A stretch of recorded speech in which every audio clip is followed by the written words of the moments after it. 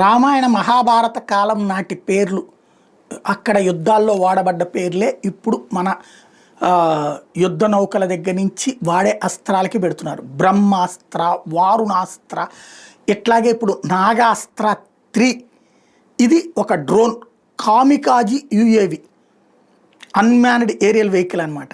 అంటే ఇది సోలార్ డిఫెన్స్తో నడిచేటటువంటిది. దీని టార్గెట్ 100 కిలోమీటర్ల దూరంలో ఉన్నటువంటి దాన్ని విజువలైజ్ చేస్తుంది. అవసరమైతే ఆత్మహత్య చేసుకుంటూ అక్కడ వాళ్ళని చంపేస్తుంది. 5 గంటల పాటు కనపడకుండా అక్కడ విజువలైజ్ చేయగలదు, లేదా కనపడకుండా వాళ్ళ నెత్తినే నుంచోగలదు. ఇవి ఇప్పుడు లైన్లోకి వస్తున్నాయి. నరేంద్ర మోడీకి ఆల్రెడీ దీనికి సంబంధించిన ప్రాజెక్ట్ రిపోర్ట్ కన్ఫర్మేషన్ వెళ్ళిపోయింది. నాగాస్త్ర 3 రెడీ అయిపోయినాయి అని.